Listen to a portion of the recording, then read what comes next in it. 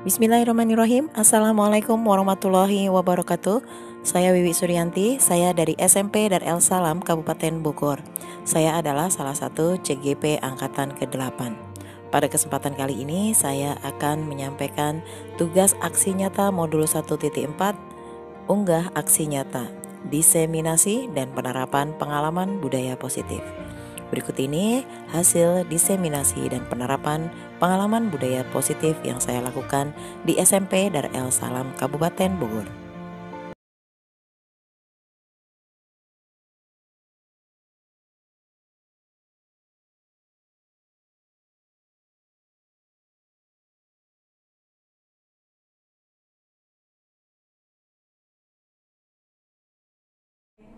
Bismillahirrahmanirrahim. Assalamualaikum warahmatullahi wabarakatuh. Waalaikumsalam warahmatullahi wabarakatuh. Oke, gimana kabarnya Bapak Ibu? Alhamdulillah luar biasa. Allahu Akbar. Hari ini alhamdulillah saya bersyukur sekali teman-teman semuanya bisa bergabung di sini. Kita belajar bareng tentang budaya positif, ya. Nanti di sini kita sifatnya diskusi aja, jadi tidak saling mengajari, gitu ya.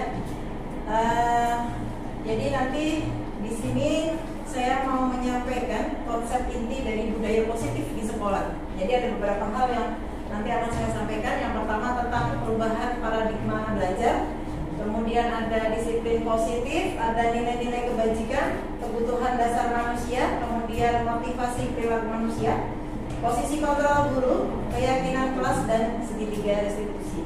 Nah, dari sekian konsep inti budaya positif yang tertulis di sini, mungkin di antaranya kita sudah pernah melakukan, cuma kita mungkin belum belum mengetahui bahwa itu tuh namanya ini, gitu ya. Nanti ada contohnya. Oke, yang pertama kita akan membahas tentang pembelajaran dengan paradigma baru. Pembelajaran dengan paradigma baru itu merupakan pembelajaran yang dirancang berdasarkan prinsip pembelajaran berdiferensiasi, ya. Nah, pembelajaran berdiferensiasi ini adalah pembelajaran di mana peserta didik belajar sesuai dengan kebutuhannya, ya. Ini berdasarkan tahap perkembangan sesuai teori psikologi modern untuk mewujudkan profil pelajar Pancasila. Bapak Ibu masih ingat profil pelajar Pancasila apa saja? Beriman, bertakwa kepada Tuhan Yang Maha Esa dan akhlak mulia. Kemudian yang kedua, berkebinekaan global. Yang ketiga, bergotong royong. Kemudian yang keempat, kreatif. Yang kelima, bernalar kritis. Dan yang terakhir, mandiri. Ingat ya, apa jembatan keledainya? Makan uang manis. Oke. Nah, kita lanjutkan dengan miskonsepsi tentang teori kontrol. Ya, miskonsepsi tentang teori kontrol ini adalah kesalahpahaman konsep tentang teori kontrol. Ya, yang pertama ilusi guru mengontrol murid. Jadi mungkin selama ini kita merasa bahwa guru itu bisa mengendalikan murid. Guru itu bisa mengendalikan murid.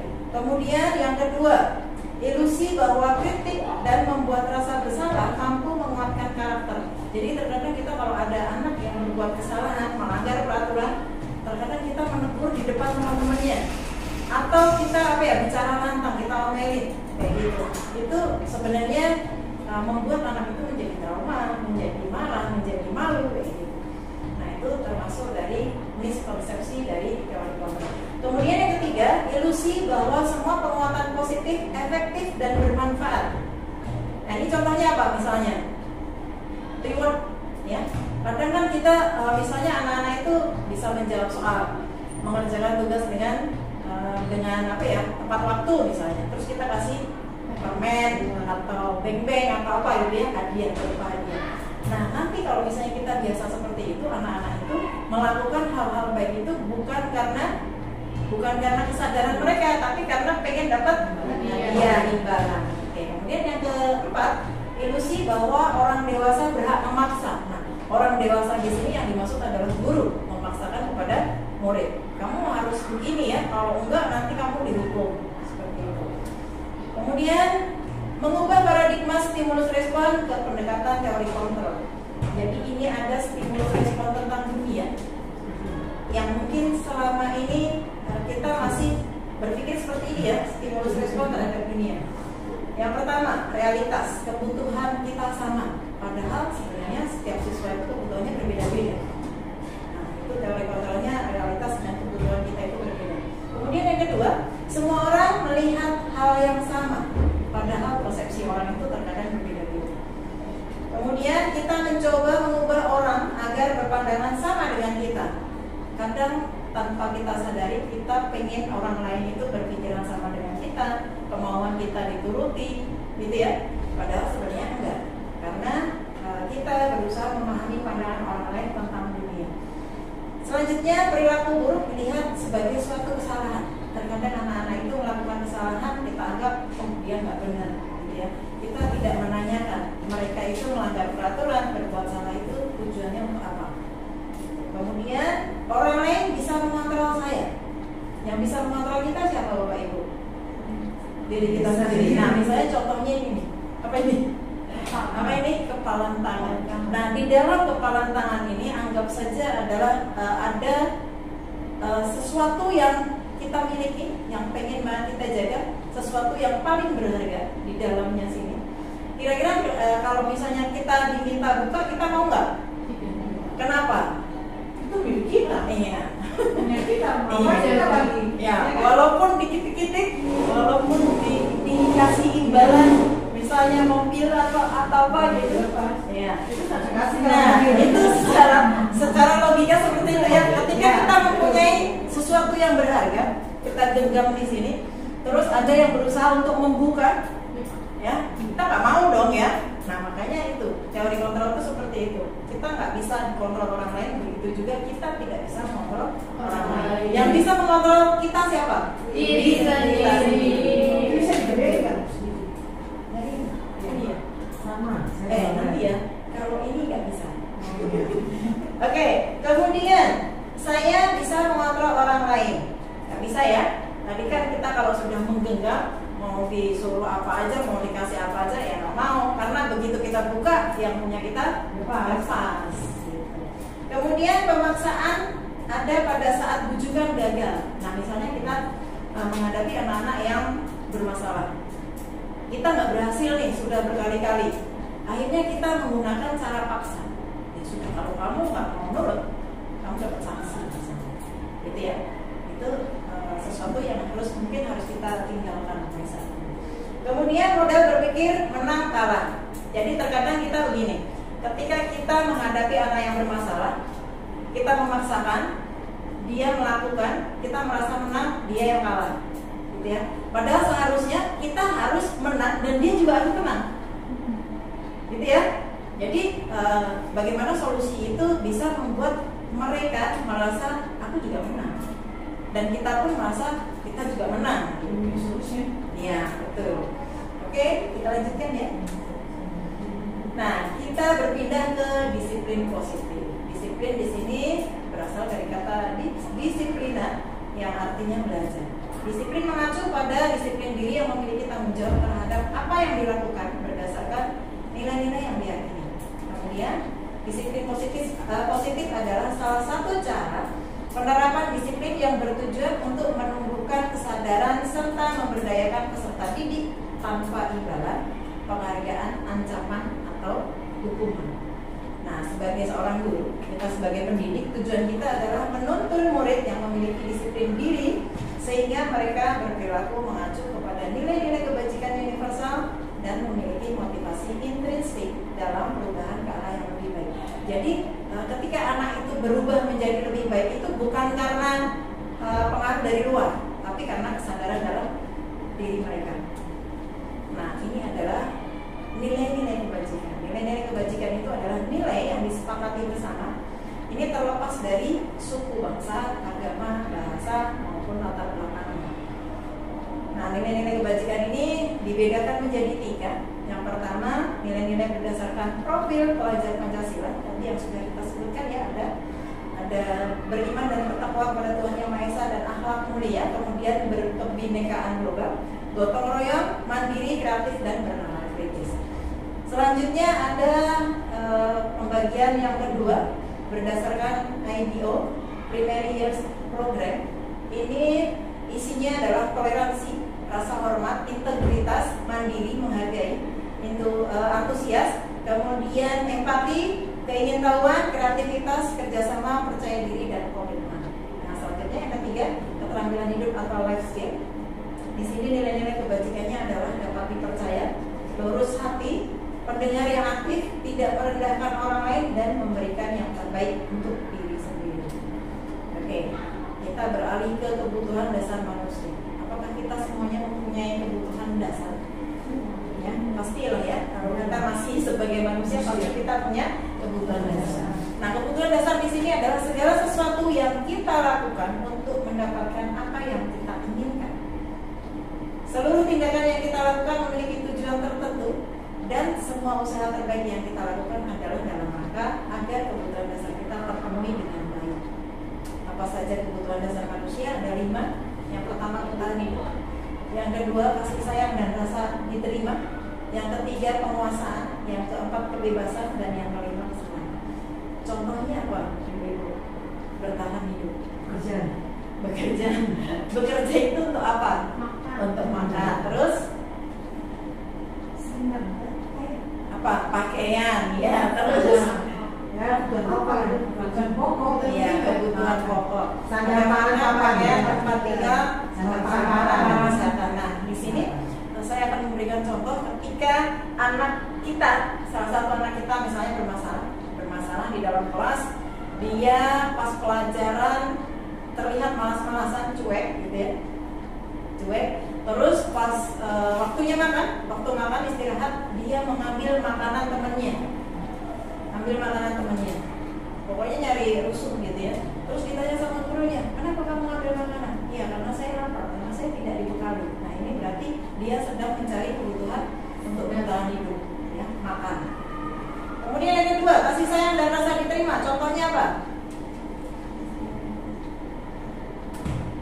Rasa diterima, dianggap, dipedulikan, berbagi, kerjasama, menjadi bagian dari suatu kelompok. Pernah nggak di antara kita itu merasa terkecilkan, merasa dicuekin, terus ketika nggak diajar, pas lagi masuk ruangan orang pada diam. Nah, itu kan merasa saya banget, merasa dikecilin. Iya, betul. Kayak misalnya ini istri mucilin saya. Oke, nah di sini contohnya adalah misalnya ada anak yang bertingkah gitu ya, ada masalah. Terus pas ditanya, kenapa sih kamu begitu kalau belajar nggak pernah fokus misalnya? Terus dia menjawab, iya, biar ibu perhatian sama saya. Kalau saya bertingkah, ibu kan pasti menyapa saya, menyebut nama saya, menghampiri saya. Nah, artinya anak ini sedang mencari kebutuhan dasar, kasih sayang dan rasa diterima. Pengen dianggap ada, jangan orang-orang itu terus yang disebut namanya, gitu ya. Kemudian yang ketiga, penguasaan. Penguasaan ini berkaitan dengan harga diri, keinginan untuk dianggap, memimpin, berprestasi, diakui dan dihormati. Nah, ini contoh kasusnya. Misalnya ada anak yang dia mungkin malas-malasan gitu ya, malas-malasan pas pelajaran matematika terlihat tidur-tiduran. Pas ditanya, kenapa kamu kalau pelajaran matematika kok tidur-tiduran terus? Karena aku bisa tapi nggak pernah disuruh maju. Aku bisa loh ngerjain gitu.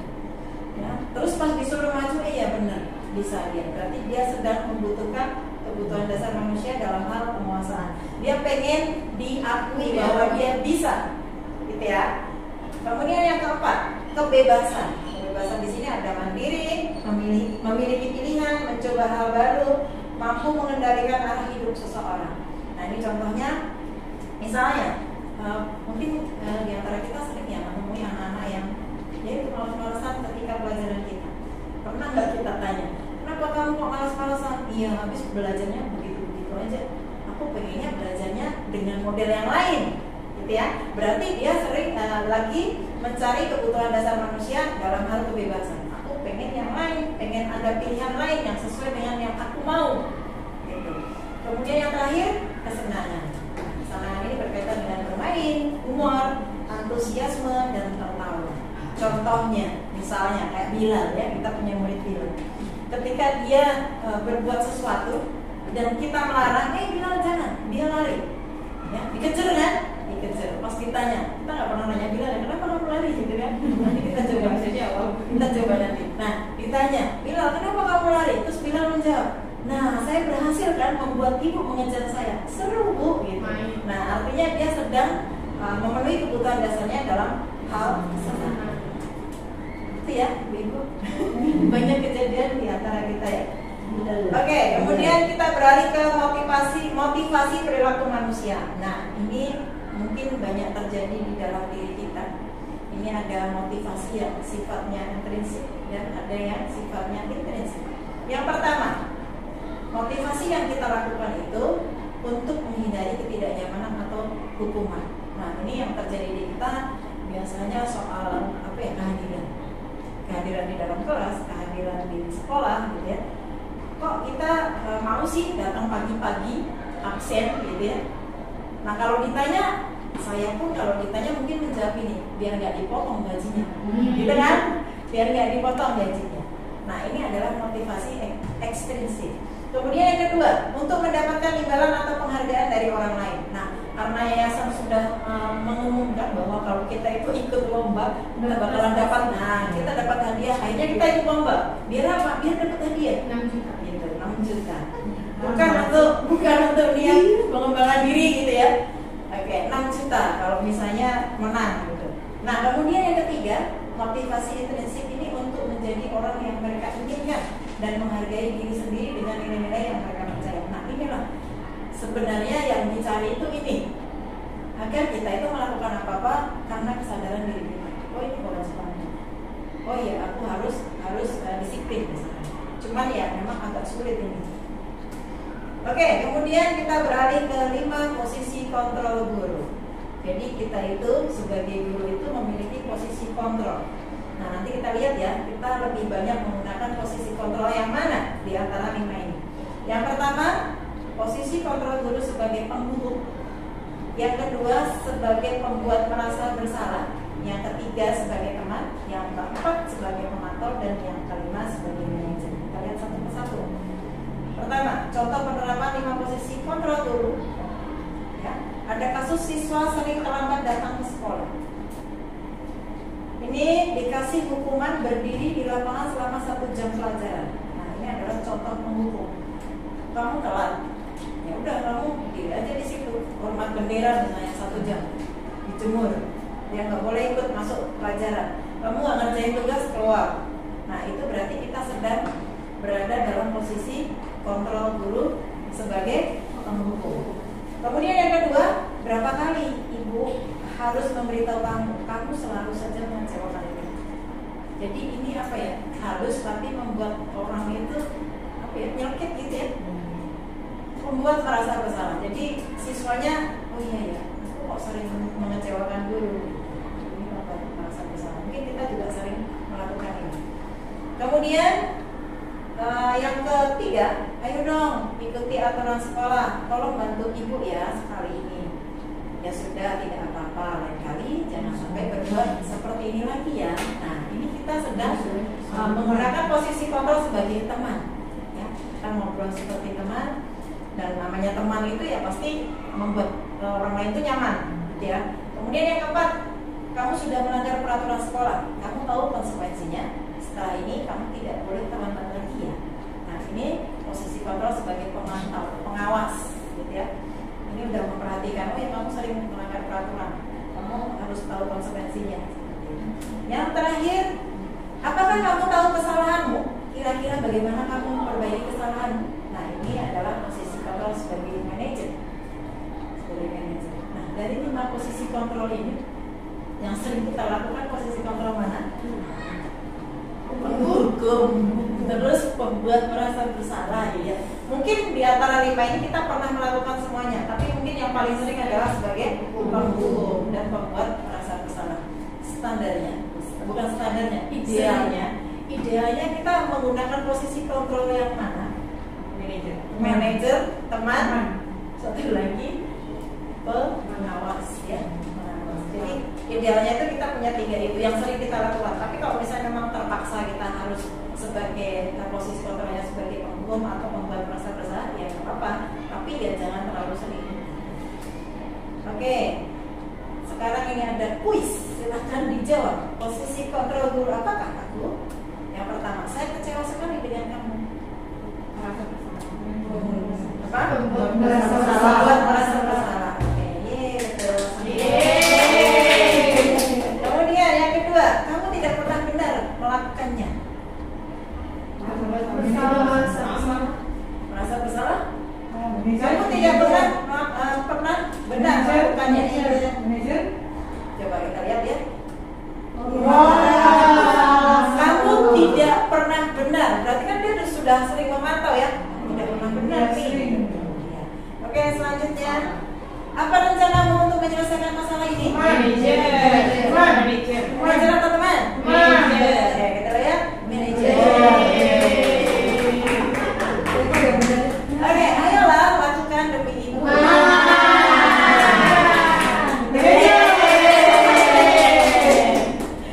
Kemudian, kamu tidak pernah mendapatkan nilai jika tidak mengerjakan tugas. Kamu tidak pernah mendapatkan nilai jika tidak mengerjakan tugas. Apa? Tidak pernah merasa bersalah. Penghukum. Oke, apakah masih ada? Oh sudah. Nah kita beralih ke keyakinan kelas. Nah ini di kurikulum Merdeka itu di kelas itu harus ada keyakinan kelas, Bapak Ibu ya. Jadi keyakinan kelas itu adalah sesuatu yang kita buat di dalam kelas itu kita buat kesepakatan bersama. Itu nanti pertama itu kita tulis kelas impiannya seperti apa. Jadi anak-anak kita tanya, kita pengen kelas yang seperti apa? Kelas impian namanya. Mereka tuliskan, semuanya menuliskan pengen kelas yang seperti apa. Nah dari kelas impian yang mereka inginkan itu kita lanjutkan ke keyakinan kelas yang isinya adalah kesepakatan yang harus dilakukan oleh seluruh warga kelas. Nah keyakinan kelas ini bisa saja lingkupnya di kelas atau di sekolah. Kalau sekolah berarti melibatkan semuanya, ya. Oke, mengapa keyakinan kelas? Mengapa bukan peraturan kelas? Kenapa? Kenapa sih kalau keyakinan kelas? Kenapa bukan peraturan kelas? Peraturan jadi oleh gurunya, oleh kelasnya. Betul. Keyakinan kesepakatan. Iya, betul. Karena keyakinan kelas itu disepakati dan ada cita-cita di situ, ya, ada cita-cita di situ dan ada nilai yang harus diperjuangkan. Nilai-nilai kebajikan yang harus diperjuangkan. Tetapi kalau peraturan kelas itu sesuatu yang sudah dibuat, disuruh mentaati. Bisa jadi peraturan itu yang kita sampaikan ke anak-anak itu anak-anak kamu sebenarnya nggak sependapat, gitu ya. Oke. Pembentukan keyakinan kelas.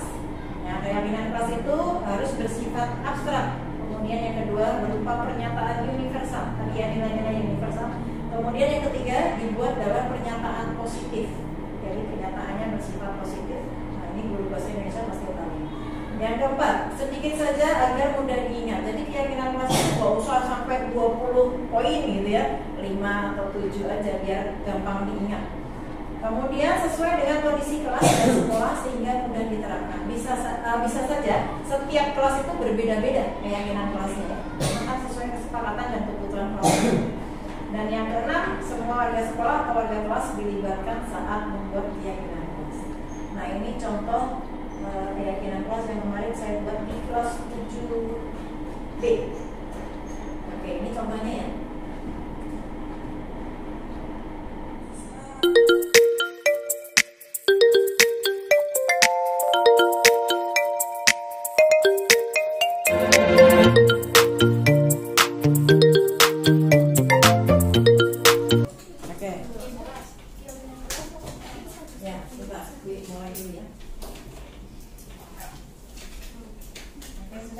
Bismillahirrahmanirrahim. Assalamualaikum warahmatullahi wabarakatuh. Waalaikumsalam warahmatullahi wabarakatuh. Oke, kali ini kita akan membuat keyakinan kelas ya. Yang kemarin kita sudah jelaskan apa itu keyakinan kelas, terus fungsinya untuk apa gitu ya. Nah hari ini kita akan membentuk keyakinan kelas di kelas 7B. Ya, sebelum kita membentuk keyakinan kelas, kita akan menuliskan cita-cita atau impian dari kelas kalian. Kelas impian yang kalian gambarkan itu seperti apa? Silakan ditulis di sticky note yang sudah Bui bagikan ke kalian. Ya, yang sudah menulis silakan ditempel ke depan. Langsung ditulis aja impiannya apa. Peraturan. Makanya sekarang kita isi dulu impian kelas kita itu pengen kelas yang seperti apa. Ya, nggak usah pakai nama, langsung ditulis aja. Kalian pengen kelas yang seperti apa? Kelas impian kalian seperti apa? Yang sudah silahkan ditempel. Ya, nggak usah pakai nama.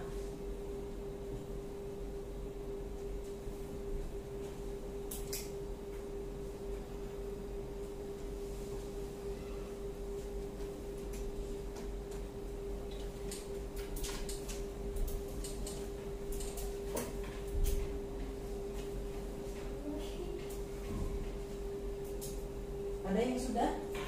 Yang sudah boleh ditempel ke depan. Silakan ditempel yang sebelah kiri. Ya, rapi ya. Ya. Oke. Satu lagi sini. Nah, ini.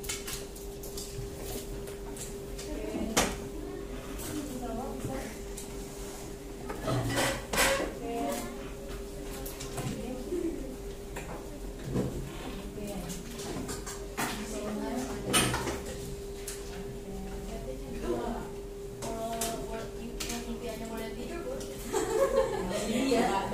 Bisa.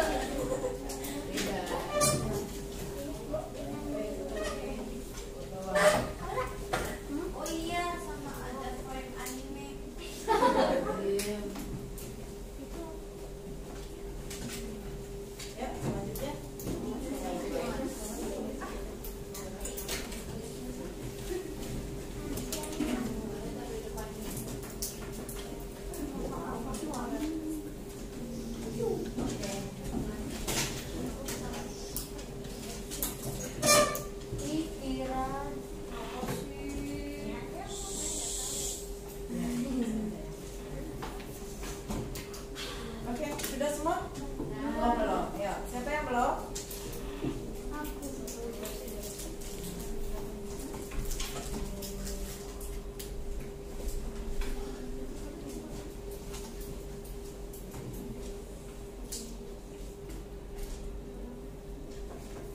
Oke.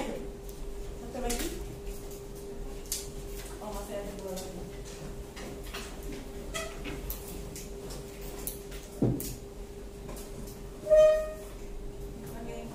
Tinggalkan saya.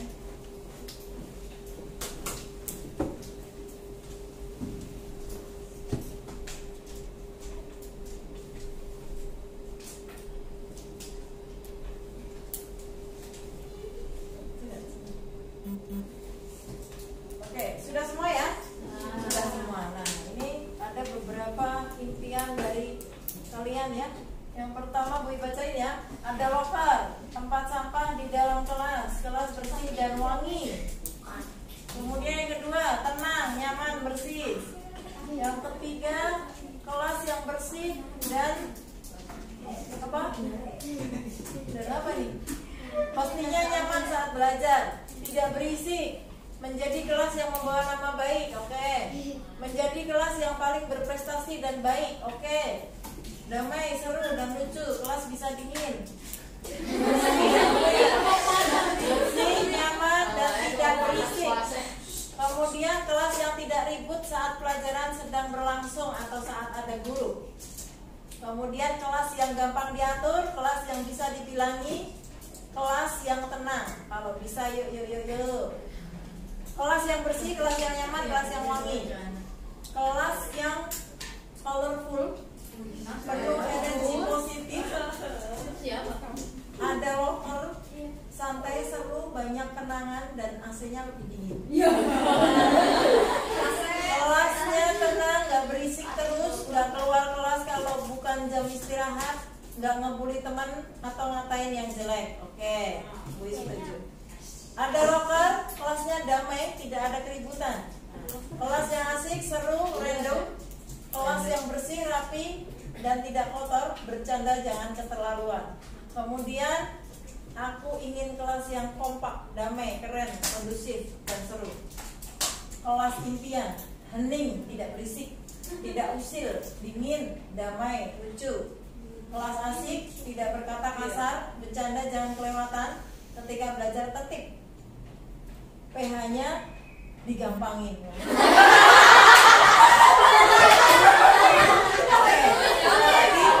Rapi, keamanan, kebersihan, bersih, nyaman, dan asik. Kelas yang bersih, kelas yang damai, kelas yang rapi, kelas yang tertib. Terakhir, kelas yang rapi, asik, dan tidak bikin guru marah dengan kelas ini. Oke. Ternyata impian kalian itu bagus-bagus. Nah, biar impian kalian itu tercapai, berarti kita punya kesepakatan. Ya. Ibu boleh gampang tanya. Ya boleh. Nanti dibilangin sama guru-guru, gampangin ya PH-nya. PH itu menjadi gampang kalau kalian memperhatikan pelajaran. Ya, ada tugas dikerjakan. Baru tuh PH pasti gampang karena kita sudah paham, sudah menguasai materi, sudah belajar, pasti PH-nya gampang semua. Itu.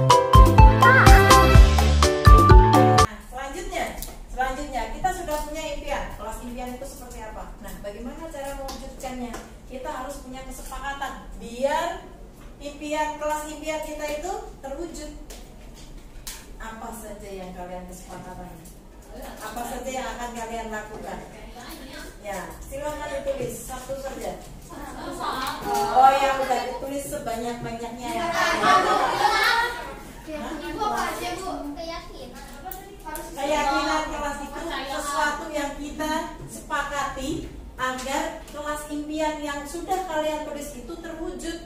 Kan pengen kelas yang gak ribut, berarti kalian harus apa? Tidak ribut. Nah iya, pas pelajaran gak ribut, memperhatikan guru. Nah tulis. Terus misalnya aku pengen kelas yang kompak, gak ada konflik, gak ada kata-kataan, ya berarti harus apa? Harus menghargai sesama teman, misalnya kayak gitu. Jadi dari impian-impian kalian tadi, kalian turunkan ke apa sih kesepakatannya biar itu kelas impiannya terwujud. Nah, yang sudah silahkan ditempel. Ini harus sesuai itu. Kenapa? Ini harus sesuai sama. Tadi kan Budi sudah bacain ya, banyak kan? Tadi impian kalian tuh banyak. Kalian bisa ambil dari impian orang lain yang kalian setuju. Misalnya nggak ada pembulian di sini. Nah, berarti apa yang harus kita sepakati? Kita harus menghargai sesama teman. Itu. Apalagi kalau sudah rasis, nggak boleh ya. Itu kalian nanti bisa dituntut. Sudah Bu? Yang sudah dikatakan.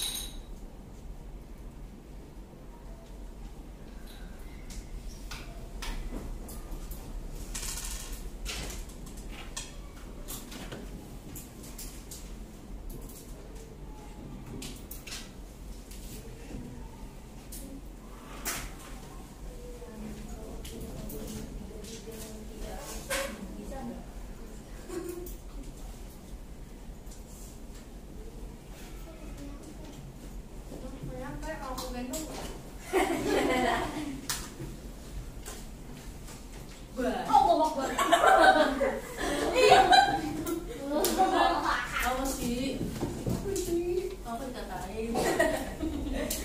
Sering deh. Jahat. Apa Oke, sih? sudah.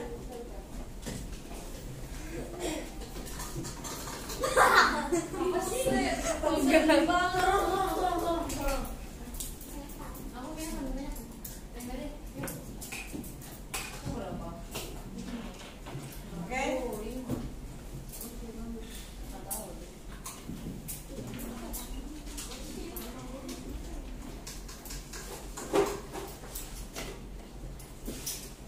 Awak. Awak. Kak ada duit. Terus ini. Yuk, punya aku. Parah banget. Ini aku kan. Parah nih AC-nya. Gara-gara dibilang panas. Ya, AC-nya ada dendam. Uang kasnya buat beli AC baru. Oh, kayak uang kasnya 1 M aja. Amin. Ayo naik. Tabung 1 M naik. Kamu main duit. Ya punya duit punya duit kan bisa HTM juga. Alah, hasil enggak? Apa? Bukan banget minta bapak. Diva. Aku yang impiannya yang ada panggilnya PH. Aku udah bayar. Katanya besok. Dewi kasih duit. Kedengaran lah. Oke, satu lagi siapa yang belum? Oh ya, Kayak panjang banget ya, Pak. Kamu dendam sama siapa, Pak? ya impiannya lah. Susah katanya. Oke, sudah ya? Sudah. Oke, kita lihat apa sih keyakinan kelas yang sudah kalian sepakati. Ini yang pertama, keyakinan kelasnya tidak ada sampah di kelas.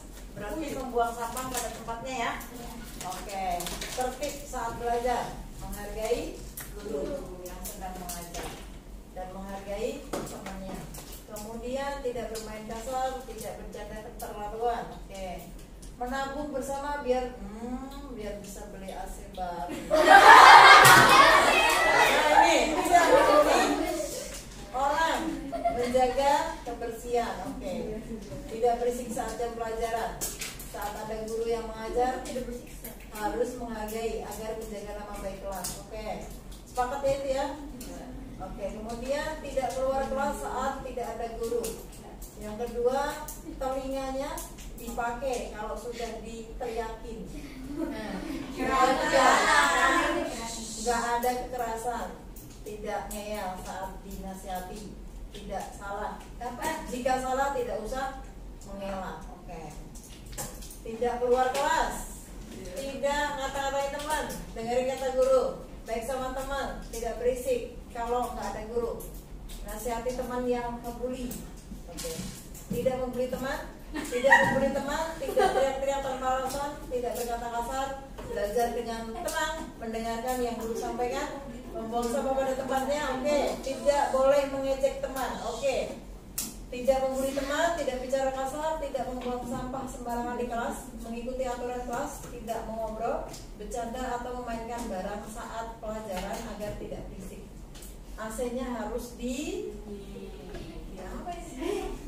Naikin. Oh ya, ini nggak usah dibaca, soalnya menyebut nama.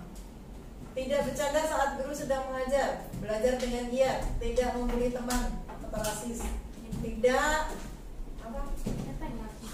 menyontek. Nah, tidak menyontek, tidak membuang sampah sembarangan, tidak bercanda tapi jangan boleh bercanda tapi jangan berlebihan. Biar tidak ribut, berisik, membuli teman dan tidak berisik saat ada guru. Ya. Menghormati guru yang sedang membagikan ilmu, tidak buang sampah di dalam kelas. Memperhatikan guru saat belajar. Jangan berisik saat ada guru di kelas, jangan membuli teman, jangan ada mulut, jangan adu mulut. Jangan makan saat ada guru, tertib saat pelajaran. Tidak ngobrol atau berisik saat sedang belajar, menjaga kebersihan kelas, tidak membuli atau rasis. menabung uang kas, hargai teman, tidak berkata kasar atau jorok yang menyakiti hati teman, menghormati guru, buang sampah pada tempatnya, tidak membuli, tidak keluar dari kelas jika bukan istirahat, tidak boleh berisik atau ribut di kelas. Kalau ada guru jangan berisik dan bercanda di dalam kelas, jangan bully teman, jangan jelek-jelekin teman, tidak boleh ngobrol di kelas saat pelajaran, tidak berisik saat pelajaran, tidak menyimpan sampah di laci meja, tidak keluar kelas saat tidak ada keperluan, menutup kembali pintu kelas setelah dibuka, menghargai sesama teman, mendengar guru saat menjelaskan, mencintai teman secara teman, bersihkan kelas. Oke, sudah banyak sekali keyakinan kelasnya. Dan di antara keyakinan kelas yang sudah kalian tulis, intinya banyak yang sama. Tidak boleh ada pembulian, tidak boleh bercanda berlebihan, nggak boleh berkata kasar, ya. Itu yang paling banyak ditulis itu. Kemudian menjaga kebersihan, nggak keluar kelas. Artinya selama ini berarti yang kalian tulis ini sudah terjadi. Ya? Ada yang membuli teman? Ada yang ngata-ngatain teman? Ada. Gue tanya, kalau kalian menjadi yang dibully mau nggak? Mau nggak? Kalau nggak mau jangan membuli. Ya, siapapun itu. Kalau kalian tidak mau dikatain, tidak mau dibully, nggak usah membuli orang lain. Karena jadi korban bulian itu tidak enak. Mau kalian satu kelas ngucilin kalian? Mau nggak?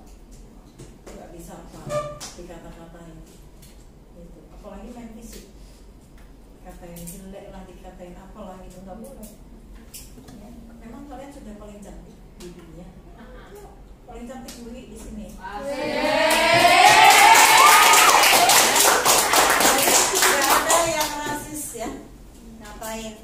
Misalnya ngatain kamu kurus, misalnya kamu hitam, kamu sipit, kamu keriting, itu nggak boleh. Boleh ya, itu semuanya dari Allah. Kalau kalian ngatain begitu, artinya kalian menghina ciptaan Allah ya. Ada yang pernah begitu? Atau pernah dikatain begitu? Ada yang pernah dikatain begitu? Pernah dikatain sipit ya. Nah memang dari sononya mau apa coba? Jangan sampai kalian kepikiran pas habis dikatain itu di depan cermin, terus kalian lihat kenapa ya, emang kok sipit ya? Padahal bukan berarti orang yang sipit itu selalu jelek gitu. Jadi apa yang menempel di tubuh kalian itu sudah porsi kalian.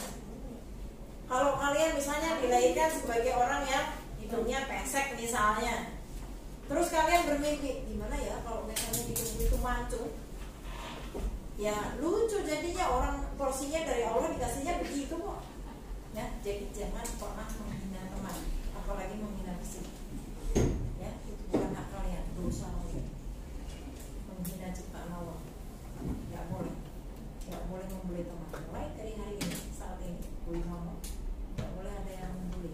Kalau ada yang merasa dibully, silakan lapor ke bully ya.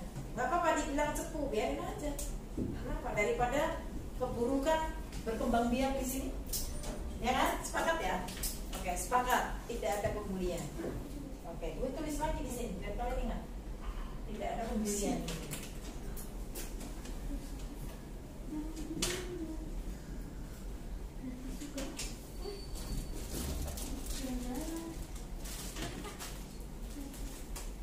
Oke, terus tadi ada tidak bercanda berlebihan. Ada yang bercandanya berlebihan? Ya. Bercanda kata-kata atau fisik? Fisik. Baik fisik maupun kata-kata tidak boleh berlebihan. Bercanda itu boleh karena kita bercanda itu semakin apa ya, mengakrabkan hubungan kita dengan teman. Tapi bercandanya yang bermutu, jangan yang nggak bermutu apalagi membahayakan. Gitu ya. Bercanda yang membahayakan itu kayak mana? Ya misalnya main pukul misalnya, bercandanya mukul gitu. Tapi kencang mukulnya, jadi sakit, apalagi menimbulkan luka. Ya, itu bahaya. Itu kalau yang terkena bulian, terkena misalnya pukulan, sakit, terus mau nuntut itu Bisa aja kalian nuntut lapor ke polisi, bisa loh itu dikasuskan. Jadi hati-hati. Oke, bercanda boleh, tapi jangan kelewatan. Gitu. Karena semuanya ini ada orang tuanya loh, semuanya ini punya orang tua dan bisa ngadu ke orang tuanya masing-masing. Oke, kalau orang tua sudah kesini nuntut kalian mau apa? Gitu ya. Oke, jadi semua orang itu punya mulut untuk melaporkan apa yang sudah diterimanya. Misalnya perbuatan yang tidak menyenangkan, perbuatan yang membuat dia tidak nyaman, bisa aja dilaporkan. Laporkan ke sekolah juga, nanti pasti ada tindak lanjut. Oke, itu ya. Nah, jadi yang bercanda berlebihan, mulai hari ini tidak boleh bercanda berlebihan. Boleh bercanda, tapi bercandanya yang benar-benar berkualitas. Bercanda berkualitas itu apa? Yang membuat kita itu semakin dekat sama teman, semakin sayang, gitu ya. Terus kita gimana ya kalau misalnya ada teman yang dia bercandanya itu asik gitu kan, kita senang ya, dia orangnya seru gitu. Tapi kalau bercandanya kelewatan, orang lama-lama kesel, sering banget ini orang, gitu kan? Pernah nggak kalian dapat teman seperti itu? Pernah? Masa nggak ada? Oh nggak ingat, dia nggak inget yang begitu, yang buruk-buruk dia lupakan. Bagus ya Tansa, ya. Nah, terkadang apa ya, kita awalnya sudah pengen dekat gitu, tapi ternyata orangnya begini ya, kasar misalnya, main fisik kayak gitu. Akhirnya kita jadi apa ya, kita jadi berubah pikiran. Dia kayaknya bukan teman yang asik nih, ya, bukan teman yang asik, ya, seleo lidah, ya, bukan teman yang asik. Jadi udahlah, aku ganti teman aja. Nah, lama-lama temennya yang lain juga merasakan hal yang sama. Karena kalau kita sudah kebiasaan seperti itu, kita sulit loh untuk mengontrol diri kita. Jadi pasti kita dengan sendirinya, oh ya main fisik plok gitu ya, mulutnya kasar kalau ngomong gitu, bercandanya kasar. Itu nanti akan terjadi ke siapa aja. Akhirnya apa? Teman-teman kita menjauhi kita kalau kitanya begitu. Males banget, udah biarin aja dia sendiri, biar ngomong sendiri, biar bercanda sendiri sama tembok gitu. Lama-lama begitu, karena orang udah nggak suka, ya kan? Nah, jadi hati-hati dalam berteman. Walaupun kita seumuran, tapi kita punya etika dalam bergaul. Jangan asal plak aja ya. Nanti lama-lama kalian diplak berjamaah, ya. Tidak bercanda berlebihan.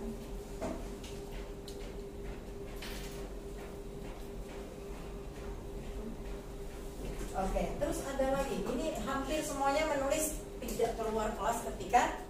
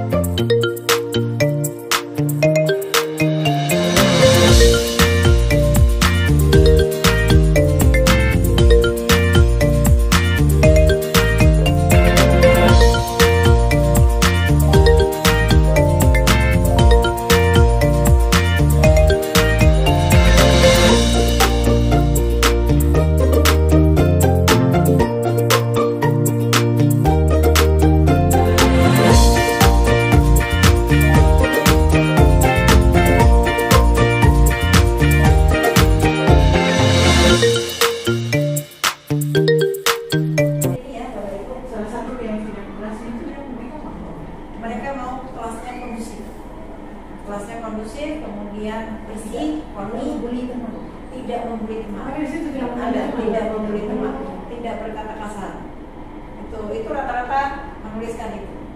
Nanti karena memang kondisi kelasnya butuh itu sesuai dengan kebutuhan. Iya, tidak memilih teman. Oke, nah selanjutnya kita akan membahas tentang segitiga restitusi. Ini pembahasan terakhir ya, Ibu. Segitiga restitusi ini adalah suatu proses dialog yang dijalankan oleh guru agar dapat menuntun murid yang mandiri dan bertanggung jawab. Segitiga restitusi itu terdiri dari 3 tahap. Yang pertama, menstabilkan identitas. Yang kedua, validasi tindakan yang salah. Dan yang ketiga, menanyakan keyakinan. Saya yakin ibu-ibu di sini semuanya pernah melakukan segitiga restitusi. Oke, yang pertama, menstabilkan identitas dulu yang harus kita lakukan. Ini berdasarkan prinsip membuat kesalahan adalah bagian dari proses pembelajaran. Jadi anak salah itu kita harus tanya dulu, kenapa kamu berbuat ini, gitu ya. Nah, ini pernyataan yang menunjukkan tahap menstabilkan identitas. Yang pertama, berbuat salah itu wajar, boleh berbuat salah itu, tapi nanti ada lanjutannya ya, tapi gitu. Kemudian yang kedua, tidak ada manusia yang sempurna, semua orang pernah melakukan kesalahan. Kemudian yang ketiga, ibu atau bapak juga pernah melakukan itu. Artinya kita menenangkan anak yang bermasalah ini bahwa ya bukan akhir dari segalanya ketika mereka itu berbuat kesalahan. Kemudian ibu atau bapak tidak mau mencari siapa yang salah, tapi ibu atau bapak ingin mencari solusi dari permasalahan. Kemudian yang terakhir, kamu berhak merasa begitu. Kemudian validasi tindakan yang salah, ini tahap kedua. Ini berdasarkan prinsip setiap perilaku berupaya memenuhi suatu kebutuhan tertentu. Ini kata-kata yang kita lontarkan ke anak tersebut. Kamu pasti punya alasan mengapa melakukan hal itu. Kemudian yang kedua, adakah cara efektif untuk mendapatkan apa yang kamu butuhkan? Yang ketiga, kamu patut berbangga karena telah melindungi sesuatu yang penting buat kamu. Yang keempat, kamu melakukannya karena mempertahankan sesuatu yang penting buatmu. Oke, kemudian yang terakhir menanyakan keyakinan. Karena tadi kan sudah dibuat kesepakatan ya. Nah, ini berdasarkan teori kontrol bahwa pada dasarnya kita termotivasi secara intrinsik, kesadaran diri. Ini yang pertama contohnya, apa keyakinan kelas kita? Jadi kita ingat nggak keyakinan kelas yang sudah kita sepakati? Yang kedua, nilai-nilai apa yang telah disepakati bersama? Ya, diingatkan lagi. Yang ketiga, bagaimana gambaran sebuah kelas yang ideal menurut kalian, menurut kamu? Kemudian yang terakhir, kamu ingin menjadi orang yang seperti apa? Kok berbuat seperti itu? Kamu pengen jadi seperti apa? Oke, ini ada contohnya.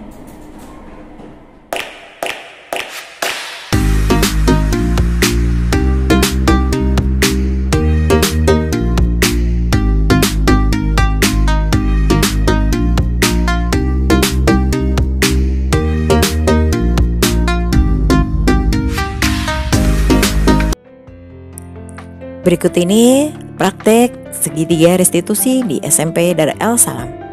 Kasus 1. Pagi itu, pembelajaran konseling di kelas akan segera dimulai. Murid-murid sudah siap di kelas kecuali Said yang belum kelihatan batang hidungnya. Begitu pelajaran akan dimulai, Said datang dengan kondisi yang berantakan. Nidal temannya bertanya, mengapa dia berantakan? Namun Said malah marah-marah dan menantang temannya itu. Hingga terlibat adu mulut, hampir saja mereka berkelahi. Ibu Wiwi berusaha menenangkan keduanya dan bertanya kepada Said dan Nidal. Setelah itu Said menceritakan ternyata Said tidak suka kalau dibilang berantakan dan sering terlambat. Said tergesa-gesa berangkat ke sekolah hingga hatinya kalut. Akhirnya Ibu Wiwi tawarkan ke Said untuk melakukan restitusi. Dia menyetujuinya. Ibu Wiwi dan Said menuju ke ruangan konseling. Saya tahu nggak kenapa saya gue panggil ke sini? Nggak tahu. Oke, menurut info dari beberapa guru piket, kamu sering banget telat. Nah, terus tadi pagi katanya kamu ribut sama Nidal. Menurut saya, perbuatan yang saya lakukan tadi pagi itu benar atau tidak? Salah, Bu. Setiap orang pasti pernah melakukan kesalahan. Tidak ada di dunia ini orang yang sempurna. Saya pasti punya alasan mengapa melakukan itu. Nah, sekarang coba ceritakan sama Bu Wiwi. Iya, Bu, saya sering kesiangan bangun, Bu. Kita sudah membuat keyakinan kelas kan? Sudah. Keyakinan kelas apa saja yang telah kita sepakati? Harus datang tepat waktu, Bu. Apakah Said meyakini keyakinan kelas itu? Iya, Bu. Jika Said meyakini, apakah Said bersedia memperbaikinya? Iya, Bu, saya akan memperbaikinya. Apa rencana Said untuk memperbaiki hal itu? Saya akan berusaha untuk bangun lebih pagi agar tidak terburu-buru berangkat ke sekolah yang menyebabkan saya terlambat masuk ke kelas. Baiklah Said, tetap semangat ya nak. Said boleh kembali ke kelas. Terima kasih, Bu. Bagaimana perasaan Said setelah melakukan restitusi ini?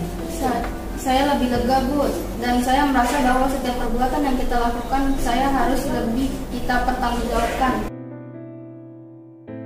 Selanjutnya kasus yang kedua, Nidal dan Said sedang berada di kelas dan terlibat dalam sebuah pertengkaran adu mulut. Nidal pun menjadi emosi dan mengadakan kontak fisik, memukul Sayid dengan kasar sampai memar pipi sebelah kirinya. Sayid pun membalas pukulan Nidal. Pada saat bersamaan, Bu Wiwi yang sedang piket melihat kejadian itu dan langsung melerai mereka, kemudian membawa mereka ke ruang konseling. Bu Wiwi berupaya menenangkan keduanya, terutama Nidal. Sepertinya kamu sedang marah sekali ya? Ya Bu, saya kesal sama dia dari duit saya, nggak ngaku lagi Bu. Memang benar Sayid, Iya Bu. membuat kesalahan adalah hal yang manusiawi dan mempertahankan diri adalah hal yang penting. Namun Nidal, perlu kamu ketahui bahwa kita itu harus memikirkan cara lain yang mungkin lebih efektif. Nah, kalian ingat nggak keyakinan kelas yang sudah kita sepakati? Saya ingat Bu, kita tidak boleh mencuri. Dan kita juga dilarang untuk berkelahi. Nidal, apa yang bisa Sayid lakukan untuk memperbaiki kesalahannya? Saya berharap dia bisa ganti rugi duit yang dia curi Bu. Kalau dia nggak kembaliin, saya nggak bisa makan seharian Bu. Bagaimana Sayid? Apa kamu bersedia untuk melakukan itu? Iya Bu, saya akan kembalikan uang Nidal yang saya ambil. Dan kalian berdua tadi sudah sama-sama saling pukul kan? Kalian tahu itu tidak sesuai dengan keyakinan kelas kita. Baik Bu, karena saya yang mulai duluan, saya yang akan minta maaf dulu ke saya. Saya minta maaf ya. Maafin aku juga ya. Oke Sayid, berarti Sayid besok segera mengembalikan uang Nidal ya. Iya Bu. Kalian berdua boleh kembali ke kelas ya. Jangan lupa Sayid besok kembalikan uangnya Nidal. Baik Bu. Assalamualaikum warahmatullahi wabarakatuh. Saya Nidal Rafa Nasfi, kelas 8B dari SMP Darul Salam. Saya merasa senang diajak diskusi oleh Bu Wiwi untuk dapat mengendalikan diri dari amarah karena perilaku teman saya. Saya harus lebih banyak bersabar dan menghargai orang lain. Terima kasih banyak. Wassalamualaikum warahmatullahi wabarakatuh. Oke, nah yang terakhir sebagai penutup ya, dalam penerapan program disiplin positif hendaknya guru memiliki standar kepribadian profesional dan sosial yang baik, di mana guru mampu merefleksikan dirinya dalam posisi kontrol sangat tinggi. Bagaimana perjalanan dirinya sebagai AMO, yaitu manajer yang menuntun murid-muridnya menjadi insan yang mandiri, merdeka, dan bertanggung jawab, yang merupakan standar nasional. Oke, Bapak Ibu, ada yang mau disampaikan? Cukup ya? Cukup. Saya ucapkan terima kasih banyak. Kita sudah melalui diskusi ini dengan sangat menyenangkan ya. Mudah-mudahan apa yang sudah kita pelajari ini bisa bermanfaat untuk kita semua dan tentunya membawa kebaikan untuk peserta didik kita ya, agar sekolah kita menjadi lebih baik lagi dan murid-murid kita menjadi murid-murid yang mandiri, merdeka, dan bertanggung jawab. Terima kasih. Wassalamualaikum warahmatullahi wabarakatuh. Waalaikumsalam warahmatullahi wabarakatuh.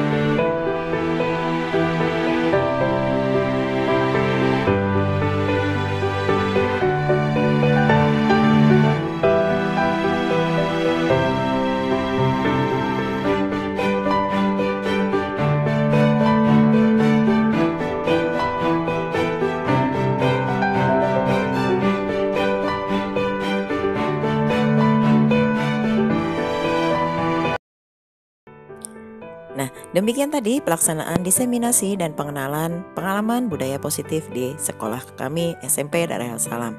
Mudah-mudahan pelaksanaan diseminasi ini bisa membawa perubahan positif terhadap semua warga sekolah kami. Terima kasih telah menonton video ini. Wassalamualaikum warahmatullahi wabarakatuh.